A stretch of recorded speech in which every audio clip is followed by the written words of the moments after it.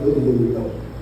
Eis que no mesmo dia iam 2 deles para uma aldeia que estava de Jerusalém, 60 estádios, cujo nome era Emaús. E iam falando entre si tudo o caminho que havia sucedido. E aconteceu que, indo eles falando entre si e fazendo perguntas um ao outro, o mesmo Jesus se aproximou e ia com eles. Mas os olhos deles estavam como que fechados, para que não o conhecessem. E lhes disse: que palavras são essas que caminhando trocais entre vós, e por que estáis tristes? Respondendo um cujo nome era Cleópas, disse: és tu só peregrino em Jerusalém, e não sabes as coisas que nela têm sucedido nestes dias? E ele lhes perguntou: quais? E eles lhe disseram: as que dizem respeito a Jesus o Nazareno, que foi um profeta poderoso em obras e palavras diante de Deus e de todo o povo. E como os principais sacerdotes e os nossos príncipes o entregaram à condenação de morte e o crucificaram. E nós esperávamos que fosse ele o que remisse Israel. Mas agora, com tudo isso, já hoje, o terceiro dia desde que essas coisas aconteceram. É verdade que também algumas mulheres entre nós nos trabalharam, as quais de madrugada foram ao sepulcro.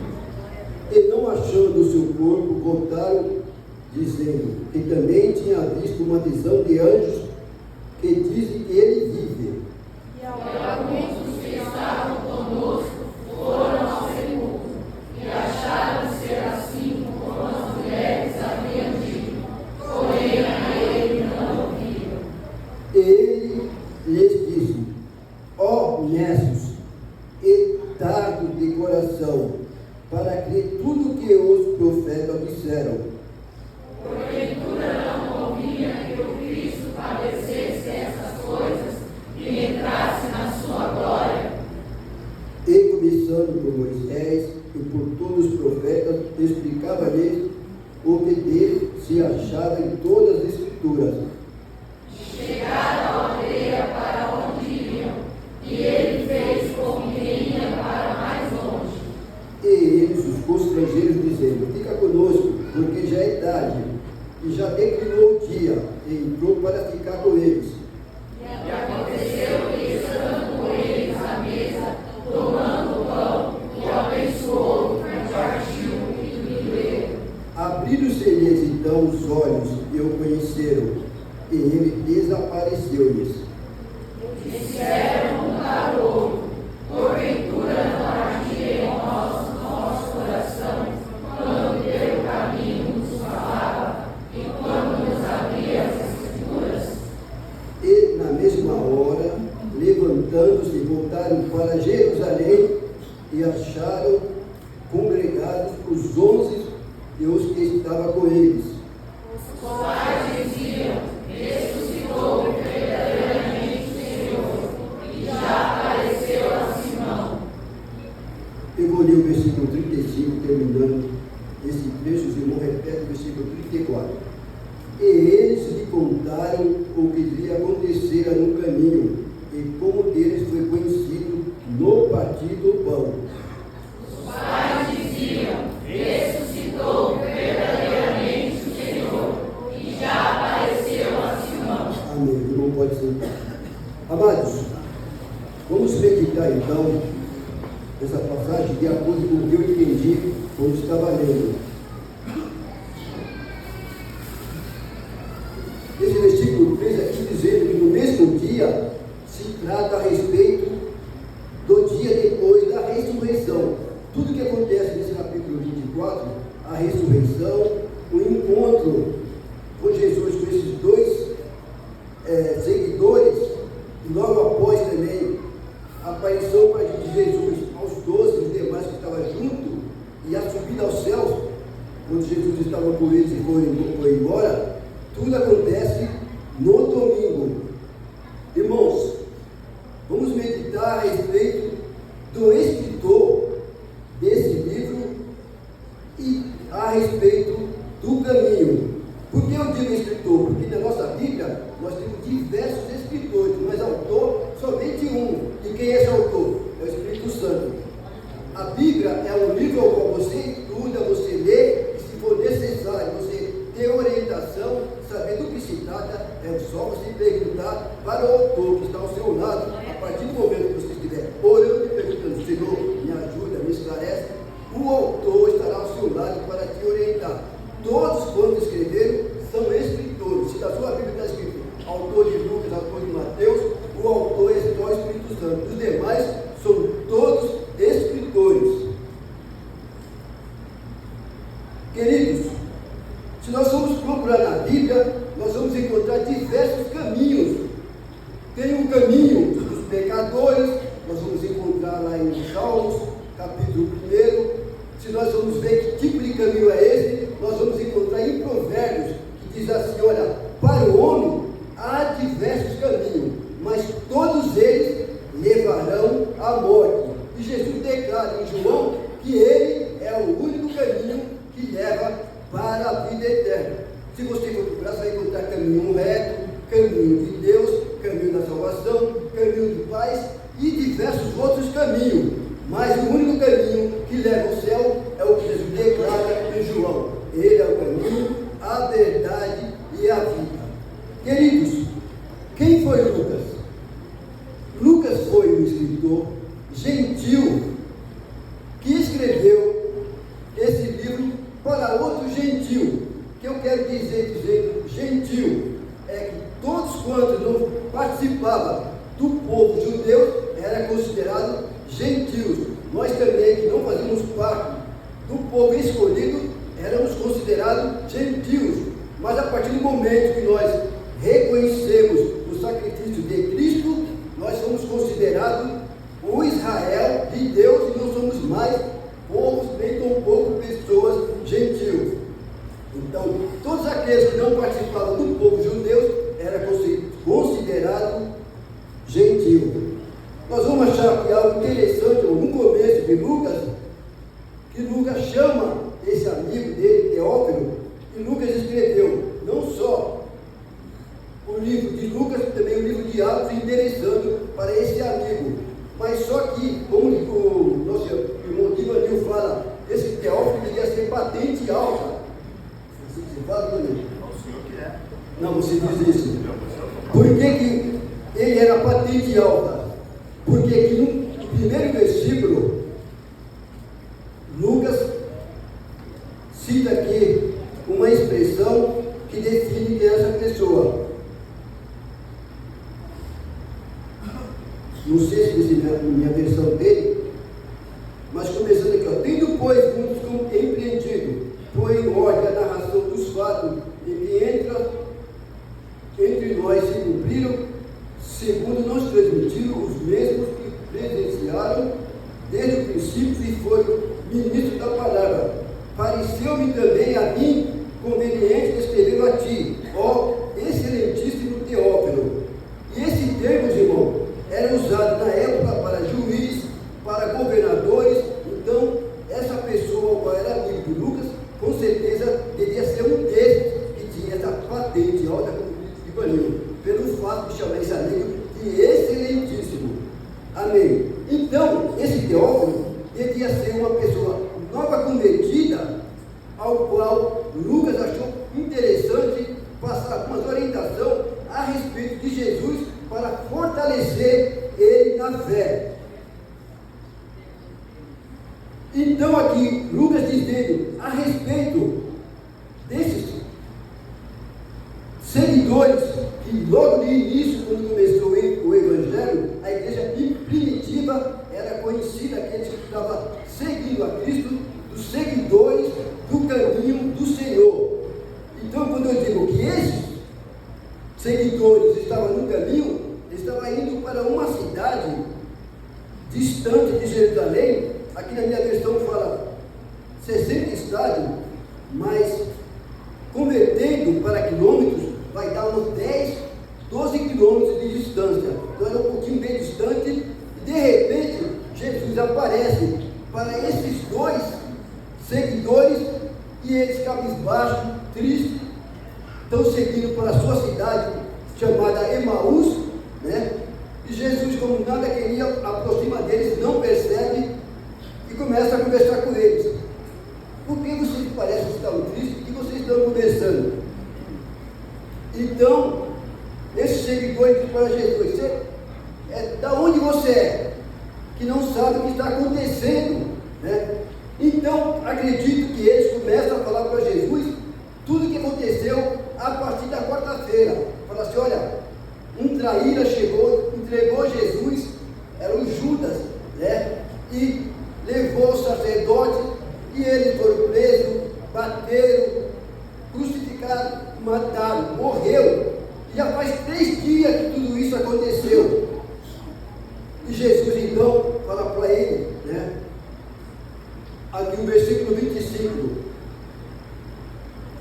E ele citando isso para Jesus, ele fala tudo o que aconteceu desde quarta-feira, passando pela quinta, passando pela sexta, ao qual Jesus foi morto, foi crucificado, né? E eles achavam que tinha tudo acabado. Aqui, Jesus fala para eles assim, ó, no versículo 25, ou 26, 25. E ele lhe disse: ó necios e tardos de coração, para crer tudo o que os profetas disseram.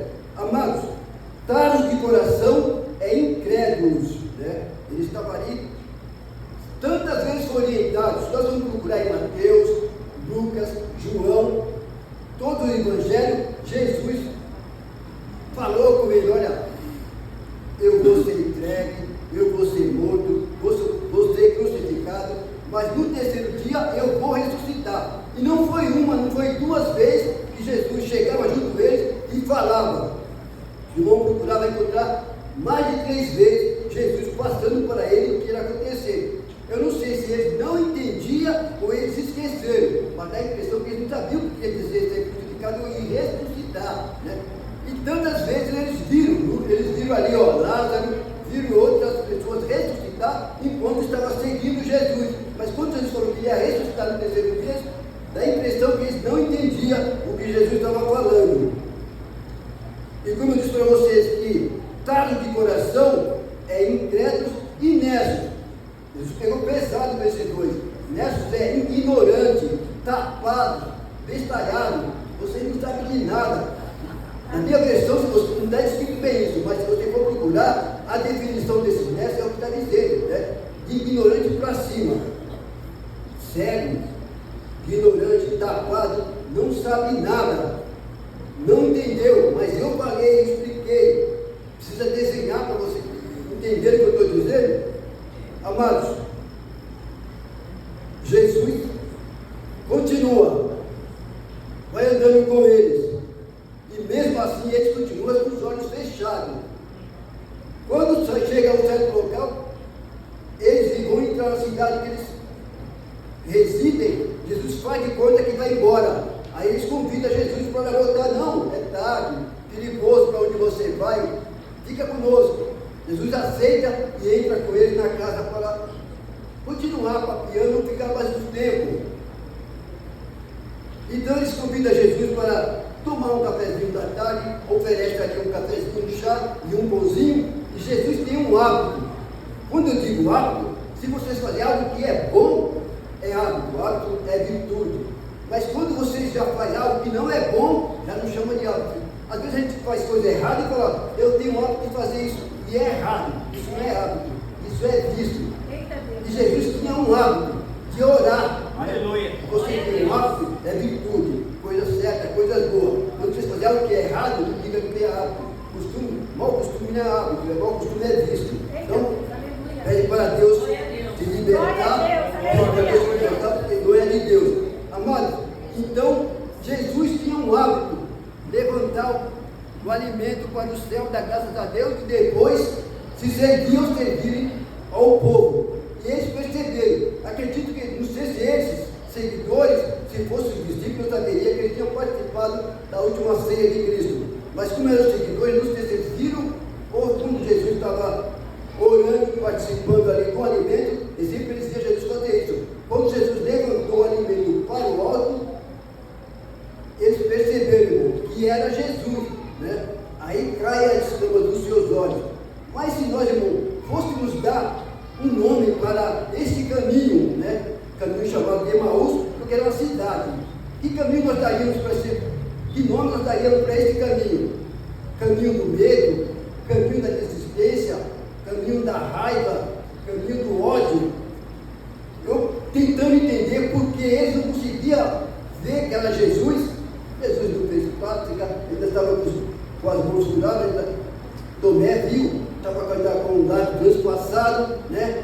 Mas eu acredito que em 3 dias, de um dia para 3 dias, não dá para a fisionomia da pessoa mudar tanto, né?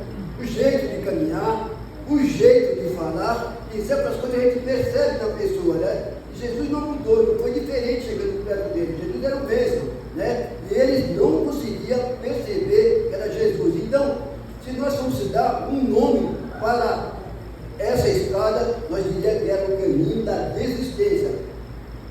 Eu já vi alguém dizer assim, olha, eu estou cego de ódio, né? A pessoa está furioso, vai fazer alguma besteira, não consegue pensar, faz tantas coisas, depois fala, não devia ter feito, mas aí já fez, né? Mas você fez, eu estava cego, nem percebi o que estava fazendo, né? Talvez o ódio pode cegar a pessoa, mas e o medo também, será que cega a pessoa? Porque aqueles, tenho certeza que aqueles seguidores que estavam seguindo aquele caminho com medo, né?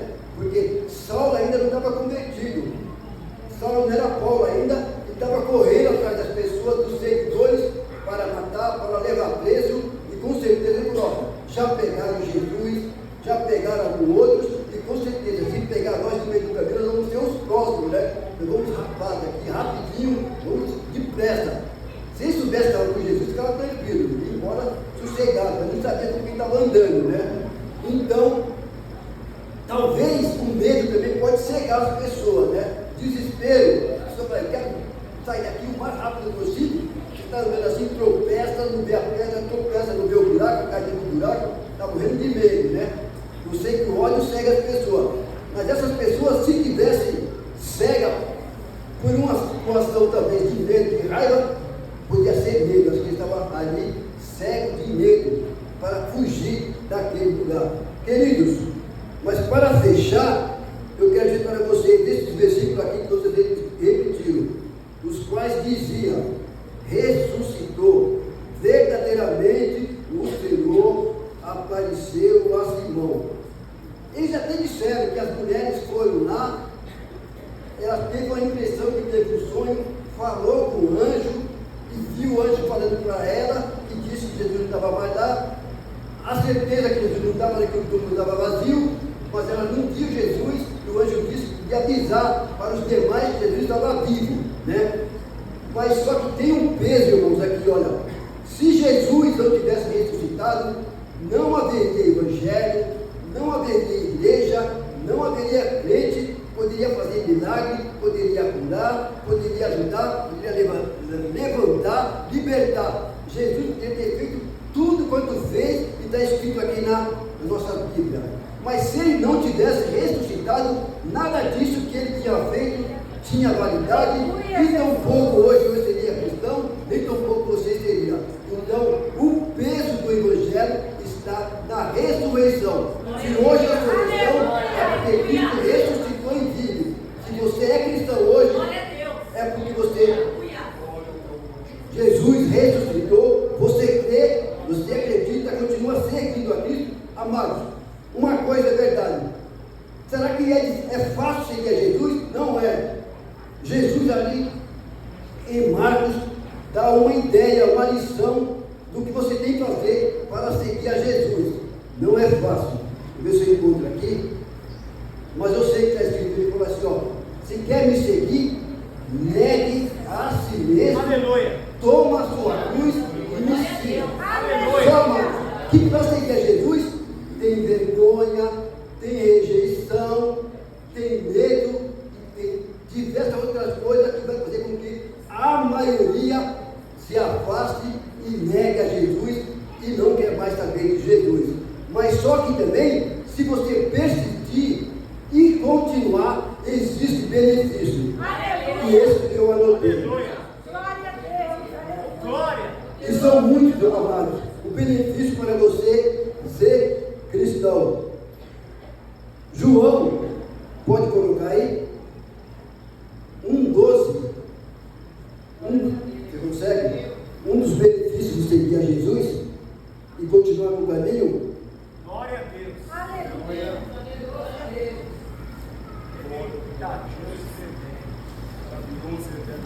Glória a Deus. Aleluia, Jesus. Consegue? Glória ao teu nome, Jesus. Glória. Diz assim, ó. Mas todos quanto receberem, deu-lhes o poder de serem feitos filhos de Deus. Ou seja, se você continuar nesse caminho, você é considerado filho de Deus. Só isso? Mateus 5,10. Glória a Um dos Deus. benefícios de você continuar no caminho. Mateus 5,10.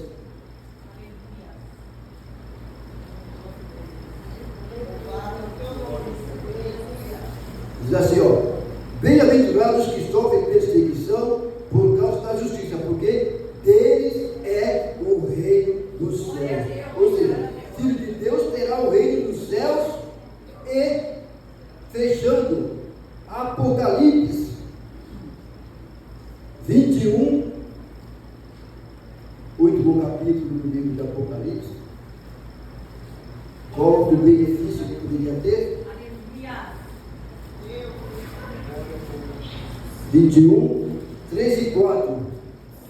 Diz assim: eu vi uma grande voz do céu e dizia: eis aqui o tabernáculo de Deus com os homens, pois com ele habitará, e eles serão o seu povo, e o mesmo Deus estará com eles e será o seu Deus, e Deus limpará dos seus olhos toda lágrima,